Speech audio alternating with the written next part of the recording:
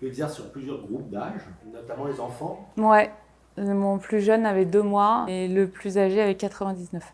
Donc c'est un large panel. Ça marche très bien sur les enfants parce qu'en général, ils ont moins de couches que les adultes. On est comme un oignon avec plein de couches. Parfois, pour aller chercher quelque chose, on enlève des couches de l'oignon pour aller au cœur. Les enfants, ils ont moins de couches que nous et donc ça va plus vite. Et c'est quel type d'accompagnement alors, pour les enfants? C'est la même chose, si ce n'est que l'enfant, je ne vais pas lui demander de rester allongé sur une table. Il joue dans la pièce et parfois j'ai besoin à un moment de lui toucher la main ou le genou, toujours avec ton accord. Et c'est important que les parents soient là aussi pour avoir un feedback par rapport à les informations que je trouve. Les questions souvent que je pose, en fait, j'ai déjà les réponses, mais c'est important que la personne puisse y réfléchir.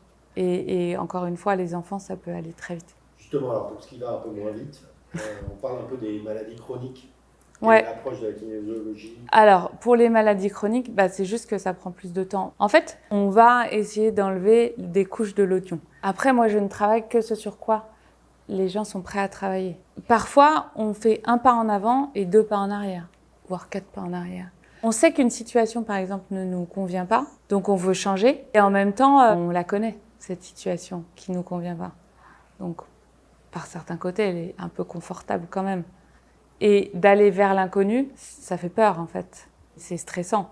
Et donc pour les maladies chroniques, c'est un accompagnement pour faire en sorte de mieux vivre les symptômes, de mieux vivre la maladie ou autre chose. Et petit à petit, d'accepter les changements.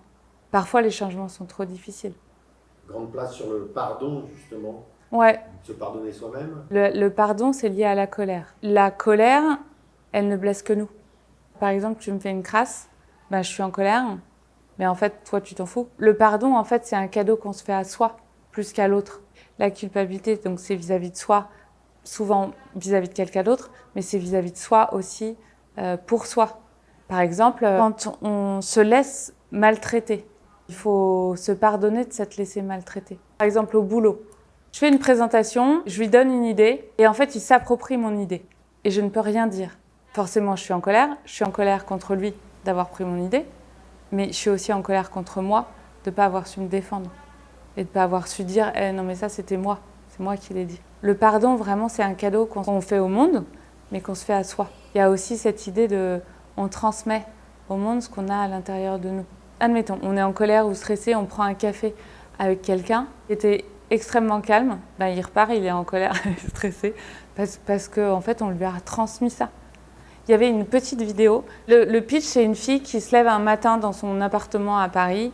Elle se lève et elle a une petite boule noire. Elle sort dans la rue, elle est pressée, elle est en retard, machin. Elle rentre dans un vieux monsieur dans la rue et au lieu de lui dire « je suis désolée, excusez-moi », elle l'insulte, machin. Bon bref, il récupère une petite boule noire. Le monsieur va à la boulangerie, il va chercher son pain. Une cliente qui lui demande gentiment si elle peut passer devant parce que je sais pas quoi. Et il l'envoie bouler et il est pas sympa avec elle. Elle récupère une petite boule noire et ainsi de suite. Et la journée recommence. La fille se lève, cette fois-ci avec une petite boule jaune. Avec un smiley.